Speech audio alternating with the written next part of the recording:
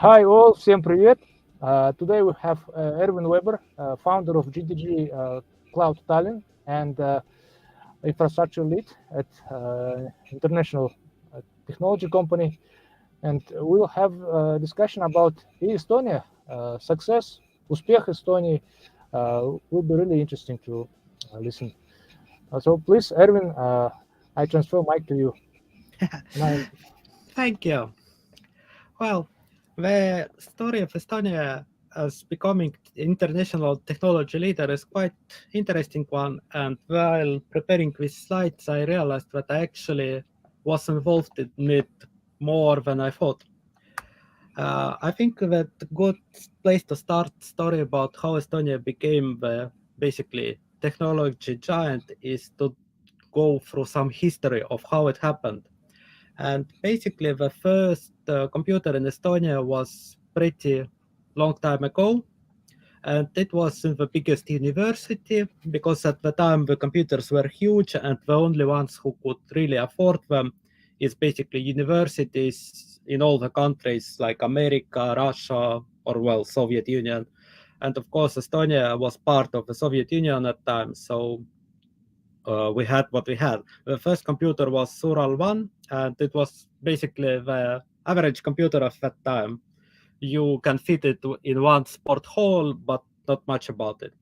And the next year after that, the first Kubernetes Institute in Estonia appeared, and they actually started building first locally built computer because the previous one was like imported from Moscow, I think.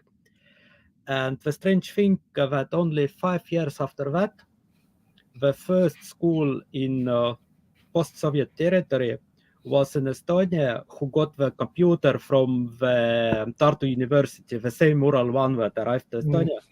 And I think it was like groundbreaking fact because actually the school, not the university, had the computer. And we had like first school kids who actually was able to touch and interact with computer without going to computer science or going to university at all. Wow. And basically important steps after that is in 86 the Soviet book on informatics was translated from Russian to Estonian and was made more accessible to local people. And 2 years after that, the first Estonian designed computer was produced in Estonia and it was targeted at schools. It was something similar to, let's say, Spectrum, for example. And it was basically the keyboard. You attach it to some monitor, and inside the keyboard, you have the whole computer.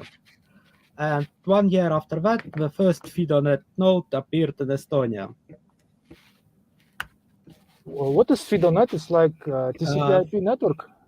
Basically, yes, it's like bulletin boards where you connect via dial-up to some other computer, and you can left message there, or you can pool messages. Maybe nice. now where the governments are trying to crunch back on public internet access or do artificial borders among countries, maybe the dial-up and FidoNet-like things will come back. Because if you use modem and dial-up, you can basically just connect to some other computer directly without needing the internet provider or anything like that. Who knows? Okay, let's go to the more modern age. 1991, the Estonian gets independence. We immediately get the first mobile phone networks. They are basically imported from Finland. And first actual TCP connection is made from University of Tartu via satellite link. They connected to, I think, Swedish University of Technology. And at the same time, .ee domain appeared and local internet started like growing. 2 years after that, we have almost 3,500 devices which are using like broadband or full-time internet connection with dedicated basically modem. And it's the first time when country directs 1% of whole gross domestic product into the IT sector. And it was basically a deliberate decision. The country at that time, basically Estonia is a very small country and we have no national resources. We cannot sell gas or, for example, oil to like mass markets. And the government at the time decided that maybe we can be the technology hub because, well, come on, our school kids so many years have computers. Why not export the technology? And basically, it was a deliberate decision by the government. We are betting on IT, and I like Before today. IT was popular, right? Yes. And basically, I can say that it was today. I can say it was very right decision, at least for me. Okay, next thing. 2 years after that, the Tigro Lab project started. It's called in Estonian Tigri Hüppe, and many people are translating into English directly as Tiger Jump, but official name is Tiger Leap. The idea was that you need computers and internet, you need to train the teachers to use computers, and you need to have some national language school books and courses that you can provide to schools and universities on how to better use internet and computers. Because of separation from Soviet Union, there was like rise of national self-awareness and national identity, and the language became very important part of it. And so the project was started in year 97. 4,000 teachers got like 40-hour computer basic training, and that was actually a very significant percentage of all the teachers. It was like, I think, 80 or 90% of all the teachers. And the next year after that, the Tiger Tour was first time like happened. It's not the technology conference in a way that you think of it today. It was more like it was roadshow. They had like 50 or 100 computers provided by local company Microlink, and they used these computers to put the tents on the public spaces in different cities. And we visited like 7 counties in 7 days, and that attracted 25,000 people. Wow. And people just were able to use the computers for free, to visit some internet pages, and just see what happens around them.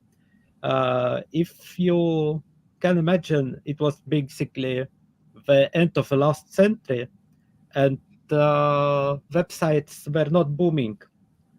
Dot-coms No happened. Amazon. Yeah, dot-coms happened a bit later, and it was pretty quiet national internet. And under the same program, they continued with funding the schools, because if you do proper funding and allocate money to the schools, you will get school kids who get used to use technology like we currently do. It's very obvious for us that if you need something, you will go to Wikipedia or Google. But at the time, it was kind of out of box thinking, and you had to invest money to teach people to do that. That's really long term, right? Investment, because yeah, not but it paid off monthly. fully. Yeah. So basically, because of that program, we had all the schools in Estonia to get the computers, and in 2001, all the schools had also the internet connection, like all the schools in the whole country, not just capital cities or county cities. Like even small village schools, they all had internet. And I think it was very amazing. And the interesting thing was that in year 1999, I was already dealing with creating the web page for our school, and that way I ended up being facilitator at Tiger Tour when they visited Tallinn.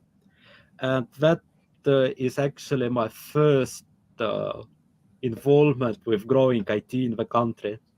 You already was one of the first developer advocates, probably in Europe. Yes, you can say so, but I never thought about it that way before I started preparing this presentation. So yeah, that was interesting to discover. And basically, next big thing is in year 2000, the government said that internet access is a human right. Problem that we were trying to solve that was we have many islands, and on islands and more far away you get from capital city, the more expensive internet was. And we basically made a law that said that internet must cost the same at all the places in Estonia. And basically that led to the slight price internet prices growth in capital cities because it was cheaper before, but significantly lowered the cost of internet in the small villages and counties. And because are there people in islands? Sorry, I'm disrupting. Do you want me to ask questions in the end, or is it okay if I just jump in? yeah, go ahead. We have, I think, 1,500 islands, and many of them are populated. Oh, it's a huge number. It's so cold in Baltics. I don't know how to survive in island. Well, it's tough.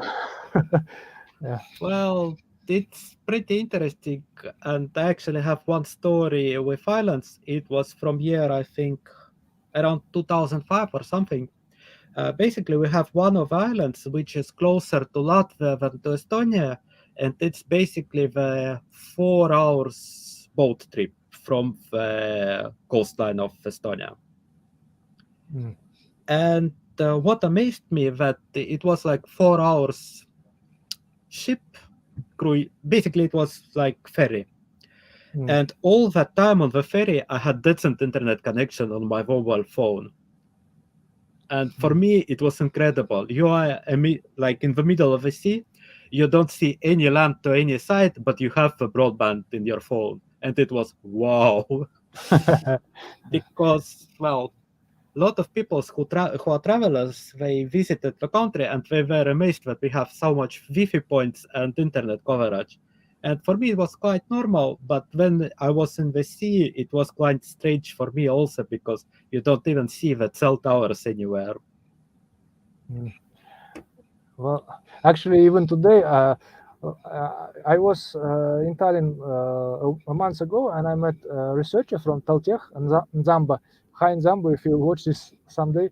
And he actually came from France. He said internet speed in Tallinn is better than in Paris and some French cities. And still, it's a case that you have one of the highest quality internet, I think, in Europe. Oh, yes, seems so. It's not the cheapest one, but it's good. At least it's good enough for me. Okay, let's move on. Also important things that happened in the year 2000 that we founded the electronic tax office, and we introduced ability of M-parking, which stands for mobile parking. And before that, we had basically, when you park the car, you had to go out of the car, you had to find the parking automate, put some cash into it. When you get the ticket, you put the ticket into the car, and then you can go away from the car because you paid for parking. And the system was simplified that you use your mobile phone, you send the SMS with your car number, and you get back the acknowledge that car is parked in the zone, and the whole parking areas were divided into the zones with name, so you can pay different like tiers of parking. That's cool. And it was in year 2000. Just think about it for a while. What was I? We were using CDs. We were VHS movies. And you can already park your car via the phone in Estonia at the same time. It's amazing. Electronic tax office actually did not yet accept the actual taxes, but it was doing a lot of support online, and it had help pages on how to fill the taxes, etc. But it was very important step towards what was happening next. In year 2001, the XRoute was introduced. It was basically, it still is, it's one of the goods that is exported from Estonia globally. Basically, it's something like breed of mesh network and peer-to-peer network. It used centralized authentication, and it allows many companies to have data published and consumed in a unified way. You can think about it as maybe some enterprise bus, like for message queue or connectivity inside your project that you're developing.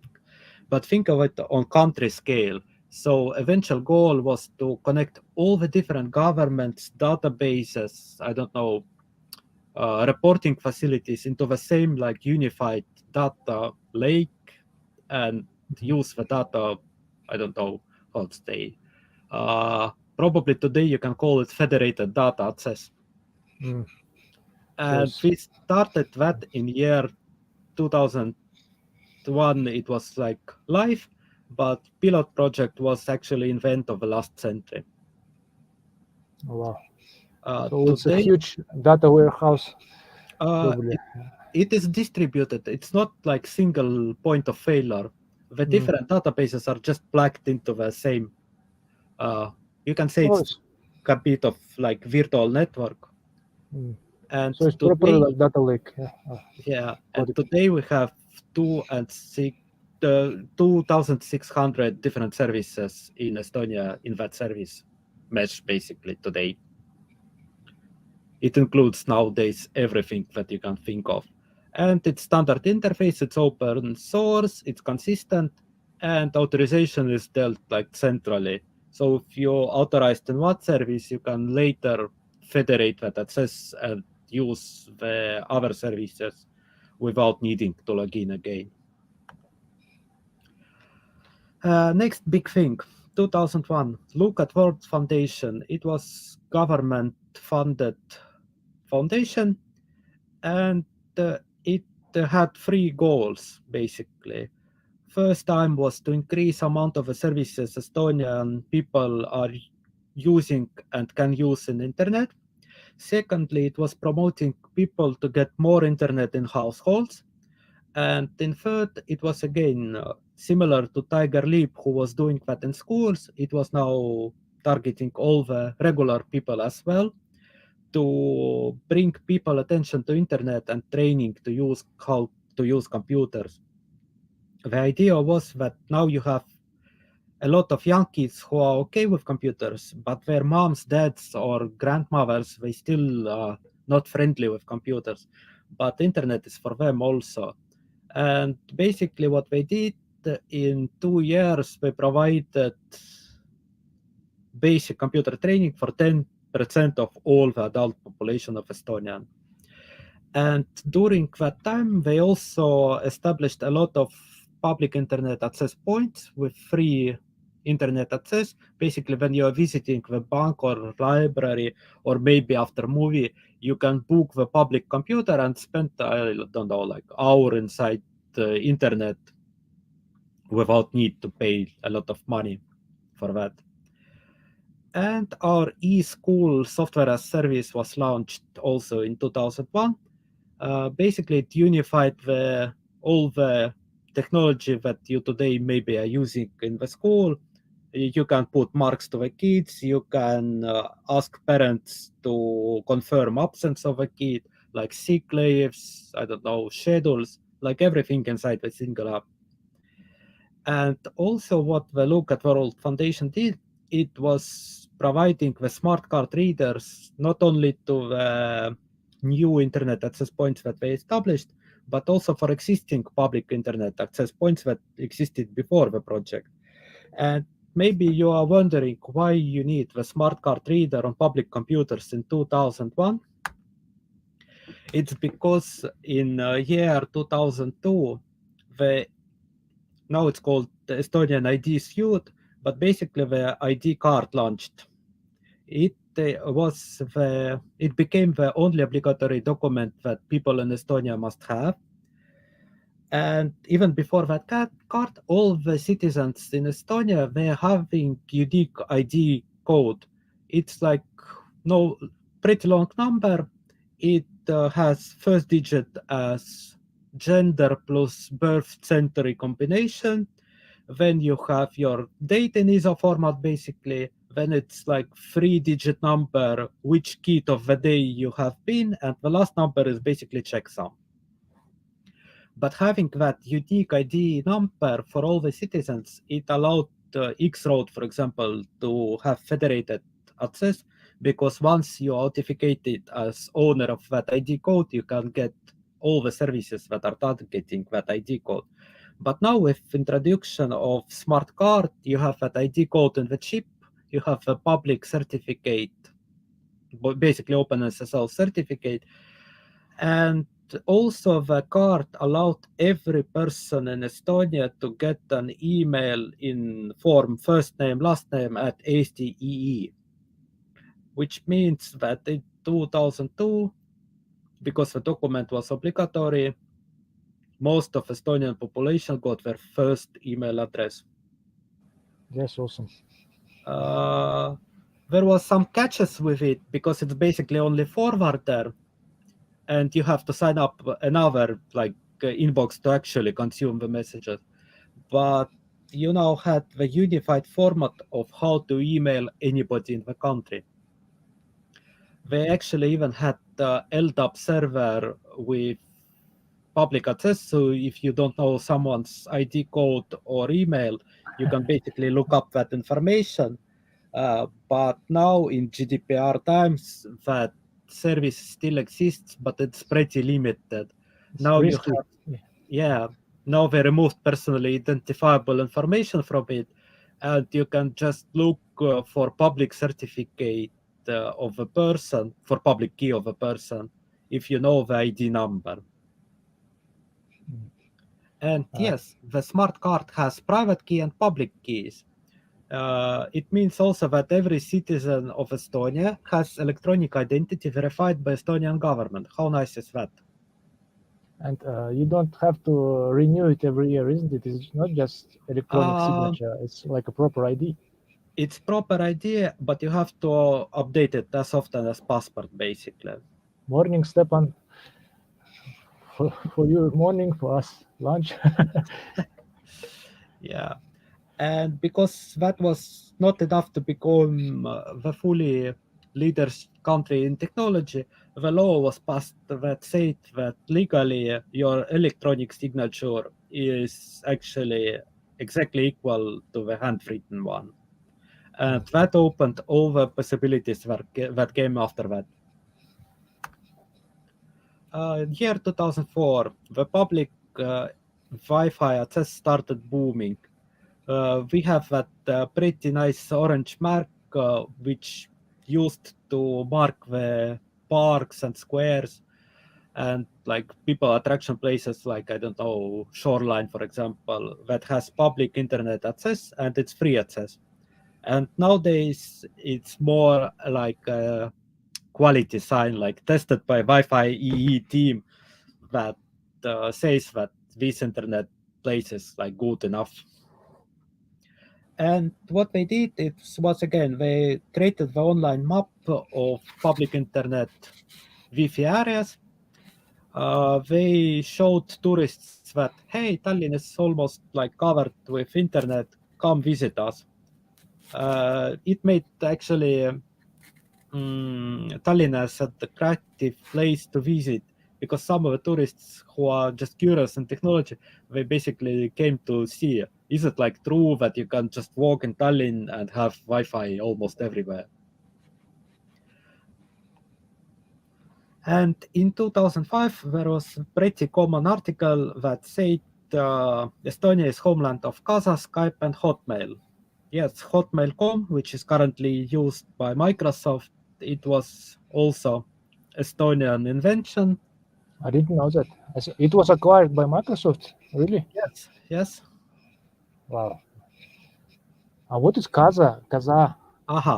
Casa is something that was staying as like, basically it was grandfather of both Skype and BitTorrent. It was fully distributed file sharing system, and there is some legend that there was Askar Award nomination winner who actually mentioned Estonia and its level of software piracy and movie piracy when he got their Oscar, basically. Oh. So yeah. And if you would ask me what is Estonia famous for in technology, I would actually quote that article in years 2005 or 2006, because it was like what everyone would say. Yeah, we're creators of Skype because everyone has Skype. Millions of computers worldwide have Skype. Everyone knows Skype. Now, Yeah. 2005, next big thing for country. You can vote using your ID card from your home computer. How nice is that? It's transparent, isn't it? Actually, there are lots of discussions and white papers around it. I would say that it's quite secure, and for transparency, they actually, well, they have the technology that allows them to publish all the digital signatures and envelopes, so that the people who gave the vote, and only that person, using special key, he can see in the final blockchain if his vote was counted as he desired or not. But it was not there at launch, of course. The system was evolving over time. But the interesting is that first you were able to vote only on your computer using your smart card, but later you can also vote on the phone, because actually the Estonian ID suite nowadays is on not only ID card, it also has mobile ID, which is basically a SIM card, special SIM card, which has ID card software embedded in it. So you can use mobile phone to give digital signature that is verified and trusted by the government.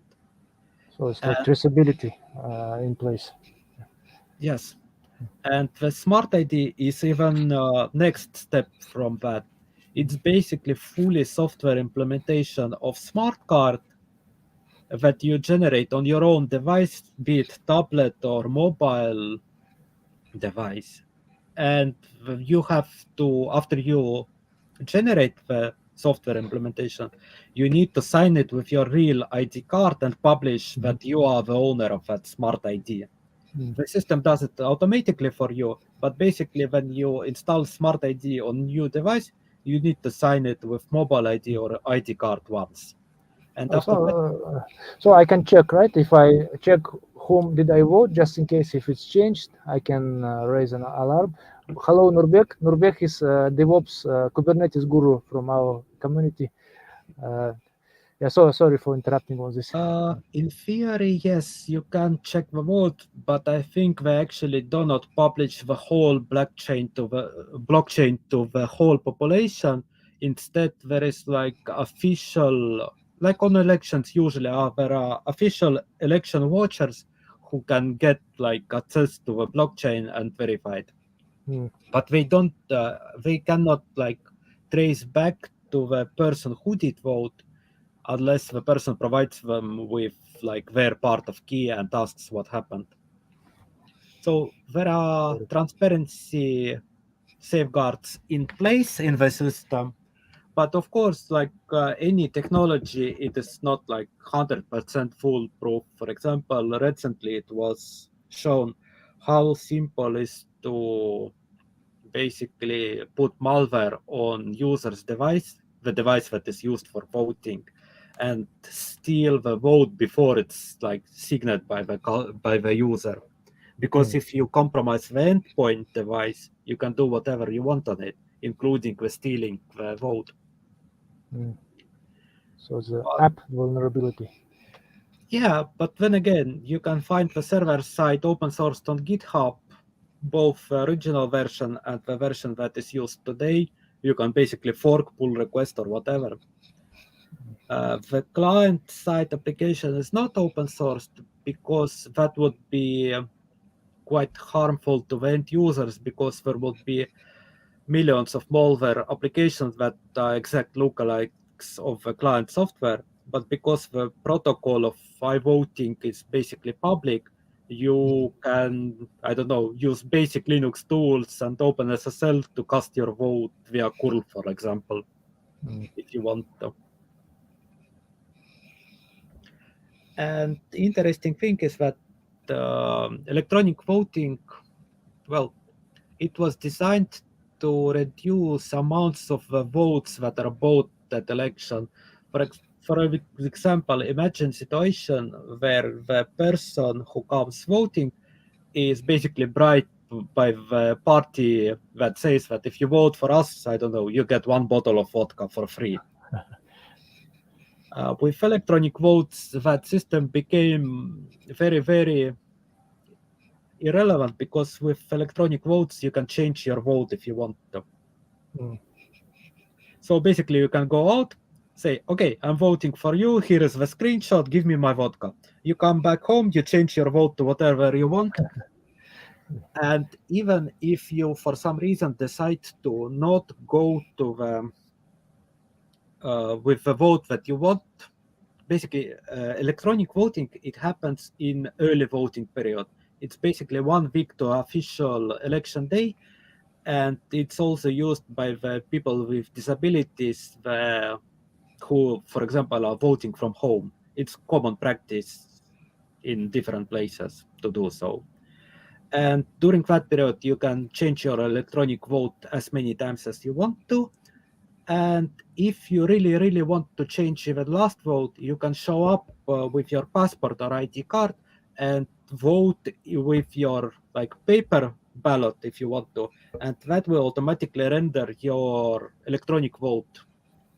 Were there any in real life cases when people try to hijack this whole voting mechanism and use it for bad purposes?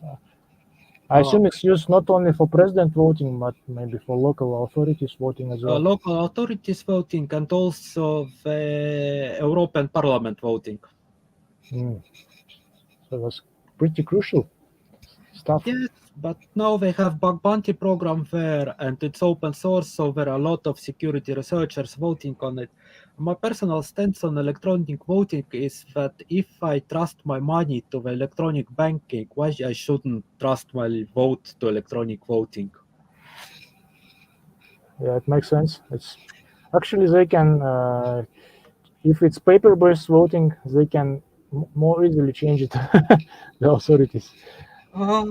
Yes, but also no, because it's a small country and people are talking to each other who they voted, and if there is a significant statistical deviation, it will come out basically on the next morning. And on this chart, you can see how many percentages of all the votes casted in one or another election was done online. So nowadays, it's around the half of votes on paper and half of votes on electronic means. And I would say that for some people who are just lazy to go and pick the paper ballot, electronic voting is just way to go. So more people are involved in voting. 2007, very interesting year. In that year, the government decided to move away one Soviet monument from center of the city to the graveyard where it should belong. And it launched never seen before by any country, large DDoS attack and hacking attacks. Basically, it was non-declared cyber war from Russia to Estonia, mostly from Russia. And in Estonia, many of the technology services that we used to use every day, they were harmed by that attack. And it was really problematic. Of course, the government did react pretty quickly, and basically they disabled international access to many of the services. So you can use, for example, internet banking only if you're outside the country.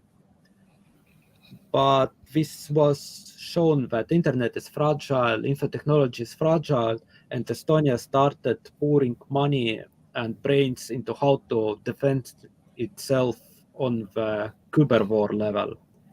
And today we have NATO Cooperative Cyber Defense Center of Excellence in Estonia. And I would say that Estonia is pretty highly ranked on cyber security, like worldwide as nation. That's a shame, all this attack, I think. And in my country, we also experienced some similar attacks, but our Yes, cybersecurity is on the race. Hopefully, yeah. we'll reach Estonian level someday. Yes, of course. But again, we had early start because it happened, and we have by today governed a lot of like knowledge on the area. That, for example, allows us to help some other countries who are in need of cyber defense nowadays. Is it like in Finland? I guess also they are good, like crackers in Estonia and Finland. Yes, but because we got such an attack before the Finland, we again have a head start, and they are able to deal with threats better today, just because the amount of knowledge that we covered is higher. Next, stop. 2008, electronic health. All the medical organizations, optics, and practitioners, they got connected to the same network dealing with health and dealing with patient data, and all the medical records from that time, since that time, became electronic. Firstly, it sped up a lot of processes, and secondly, the digital records are easier to maintain or look up if you think about it that way. Since year 2010, we also dropped prescriptions on the paper. They are now electronic, so you can call your family doctor, say your symptoms, doctor will validate them, for example, via Skype call, and you get electronic prescription to your ID card, which you can either go to Apteeka and buy out, or you can get courier deliver them to you directly. It's cool. Now I did a bit of longer jump from 2008 to 2014 because firstly, we're talking almost 40 minutes now, and secondly, I think there are no big, like, groundbreaking moments in that time. The systems were just evolving. But in 2014, the e-Residency was introduced. It was like world first approach. And the idea is simple. Estonia is a small country, no national resources. We have only 1.5 million people in the country. But our country, like digitally, it has all the same needs as bigger country. For example, if you compare how much taxes are directed in the IT systems of UK, you will get the number with much more zeros than Estonia can afford to put into the Estonian IT systems, just because the UK is so much bigger with more people and more money in their like tax system. And Estonia decided, okay, we cannot like hire more parents to get more kids and increase population in Estonia in natural way, but we can maybe attract some people who want to do their things electronically and pay taxes to us. Because if you think about it, it's very easy to open company in Estonia. It's easy to do banking, etc. Maybe someone who is not citizen of Estonia and living, I don't know, in America, and wants to found establish company in the European Union, maybe that person can consider to do that in Estonia. And the e-residency program basically means that people of 160 countries, they can go to their local Estonian embassy, fill in some paperwork, verify their identity with their like national passport, and get the smart card, which is acting as Estonian smart card in a way that it is also trusted identity. It allows you to sign documents and authenticate into the systems, but without need to be actual citizen of Estonia. I actually have this card. This was really easy to obtain. Yes, but that thing to Estonia is very important because we got like 90,000 residents, 21,000 companies, and 31 million of extra tax income through that program. Nice. That's good for the country. And because that is not enough, in year 2020, we founded the new thing, the digital nomad visa. Basically, if you are non-citizen of Estonia and you're working for some company, you can get, for company in Estonia, you can get working visa.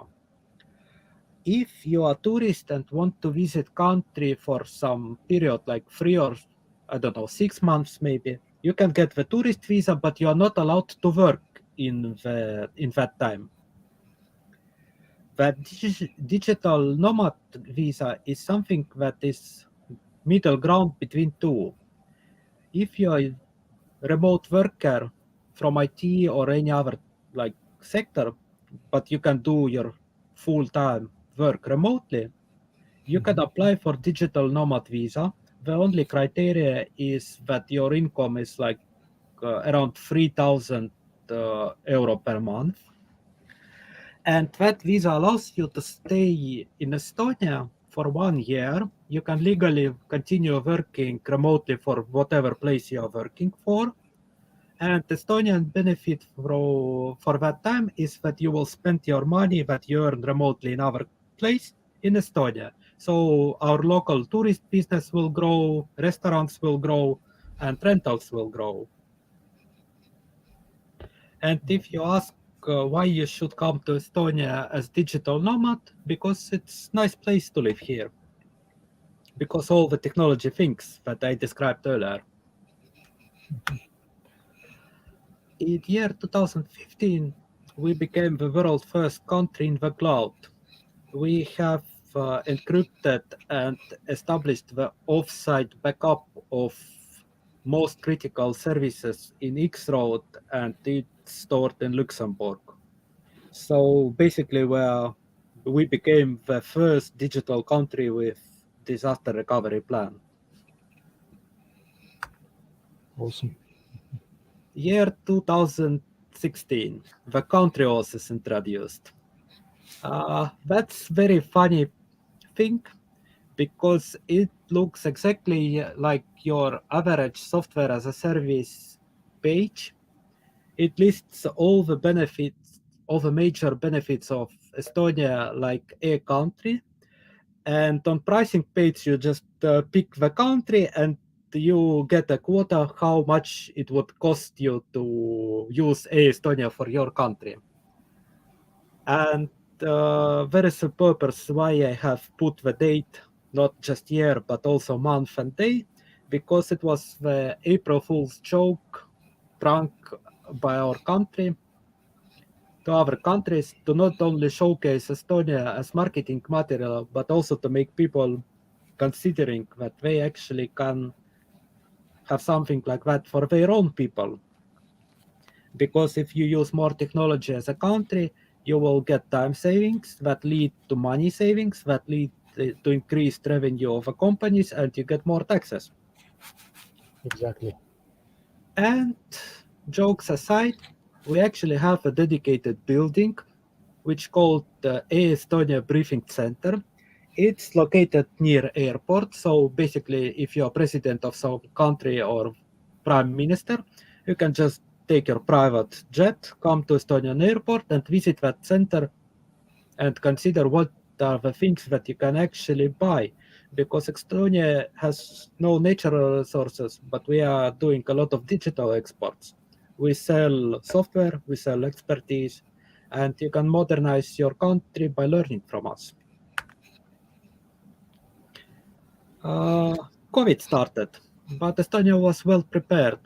In year 2020, we introduced remote verification for notaries. So basically, you can do all the things that previously required you to show up in the notary office and sign the papers on the papers. Now you can do it online.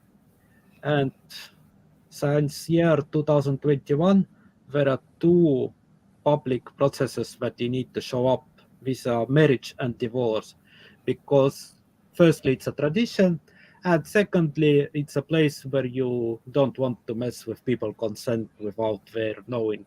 So it's a kind of sensitive family area. Yeah. All the rest things can now be done completely online, as long as your smart ID, mobile ID, or ID card are in working condition. And my claim of this presentation is that Estonia can be your nearby Silicon Valley, much closer, same continent, and just 3 time zones away. In the intro to my speech, I promised to speak a bit why it's safe to work for Estonian mafia. This catchy phrase is actually a tagline that unites the small but tight Estonian startup community. As Estonia is very small, all the startups here are actually interconnected. For example, people who worked in Skype, they got their shares and they had the money and expertise to start their own companies. They saw how the successful startup works. And basically, people who worked or tried one startup, they are highly likely to start another startup. People who had some free money from the shares that they had participating in one of the startups, they can become the investors for the third startup. And all the startups here are pretty much interconnected, either directly through the founder, employee, investor roles, or just because they are used to drink beer together in the same club in the middle town, for example. Most famous Estonian mafia representatives are on this slide. Probably you see one or two names that you are familiar with. Transferwise. It's a unicorn, isn't it? It's now called Vice. They are rebranded now. Transferwise is now just Vice, and they are But, second column of but second. by the way, these ones, Wise, they got HQ in London. Now, yes, but they they're Estonians, right? yes, I see. yes. The scaling. Scaling out, and basically you need to bring your headquarters closer to your customers because that's how the business works.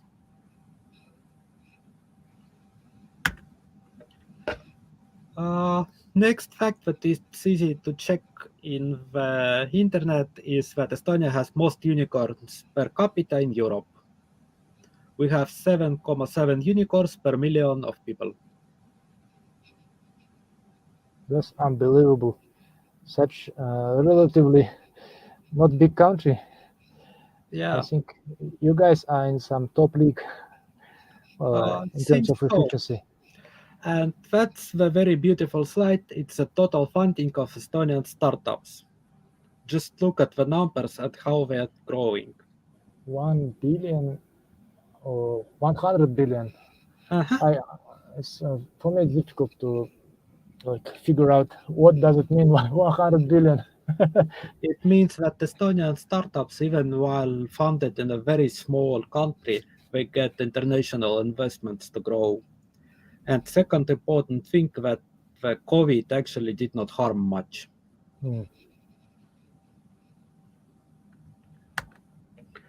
And I would like to conclude my talk with call to action. Visit Estonia, work in Estonia, trade with Estonia, invest in Estonia, and of course follow me on LinkedIn. Thank you. Thank you very much. Guys, questions, please, you can just type in the chat. Пожалуйста, вопросы можете писать. При необходимости будем переводить на английский, потому что вопросов, в принципе, у меня пару вопросов есть. Потом, если не будет вопросов, мы как бы закончим. Можно будет Эрвину писать в LinkedIn. Эрвин понимает на нескольких языках. Вот. By the way, there is a startup Wise guys, right? Quite famous. Are they somehow related to Skype? Because I have a couple of friends from startup Wise guys. Basically, as I said, all the startups in Estonia are very interconnected.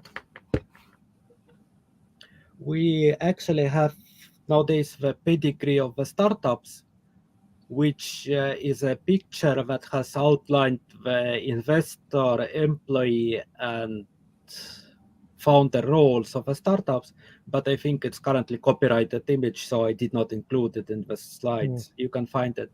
And yes, the Skype is tightly connected to other startups because it was the first huge startup, famous startup, and it did inspire a lot of people. A lot of people who did quit Skype for one or another reason, they took the knowledge and founded their own startups. It's massive. Thank you for this question. But there's some guy, Rain Akobi. I don't understand. It's probably German. Looks like a spam message. I don't know. I know, Ervin, if you can understand this language. It's Yes, it's definitely spam message. I'll just delete it. But I actually don't see other questions in this chat anyway. Oh, okay, now I see. Yeah, but yeah, this one's old Kwanish. He's just saying, basically saying hi. Yeah. Nice guy. I think there are no questions. Since there are your contacts, people will be asking you directly if there will be any. Thank you very much for your time. I know you have busy time period. Wish you energetic week and welcome to Almaty anytime. We have, compared to Estonia, we have much warmer weather and it's really nice in summer. And I think your slides, your today's speech will be serving people, many startups from Central Asia for maybe forthcoming years. Estonia, especially you mentioned e-residence, it's a good opportunity for people to create legal entities in Estonia, operate globally, and kind of they can live in two countries. There is a good local joke about the fact that if you are having computer and internet, when founding the new company with its bank accounts, website, etc., it takes 3 hours, and 2 hours of which you will spend finding the unused names. Yeah. And I heard that you have the number one air quality, the most clean air in the world. I'm not sure, but I can say that because of half of population is living in capital, if you move away from capital and you can do it because you're a digital nomad, for example, you will really enjoy beautiful nature and cleaner air. But have you been to Tartu? Actually, you mentioned several times the role of Tartu University in creating this Yes. digital infrastructure. Yes. I thought actually that Tallinn Technology University is kind of top, but it seems that Tartu is the same level or even. Basically, Tartu is general university and Taltech is technology university. So it's like comparing apples and pears. For example, if you want to be a doctor, the Tartu is way to go. If you want to be IT specialist, then probably Taltech will be better place because it actually inherited and joined with Kubernetes Institute from the first of my slides, and they are basically one entity now. The Soviet Kubernetes Institute. Nice. Друзья, если есть вопросы, пожалуйста, есть последняя минута написать, либо мы будем спикера отпускать, потому что еще рабочий день. I think the no questions for exactly now. Thank you very much, Ervin. We will say bye to our friends, and we could just do a short talk after. We probably can meet each other at the Google I/O virtual experience next week because a lot of people will be just walking there in the development relations booth, for example. Oh yeah. Actually, really interesting how they will do it this year with this maybe special chats, some virtual experience. I'm actually planning to run the special chat next week to have joint keynote watching. Oh, cool. You're very welcome to join. I'll definitely join. And hopefully we'll meet in person in some Google I/O next year if they will do offline. I heard some rumors they are reviving offline. Well, let's hope. Thank you very much, and let's keep All in the touch. best to you. Peace. Всем пока. Пока.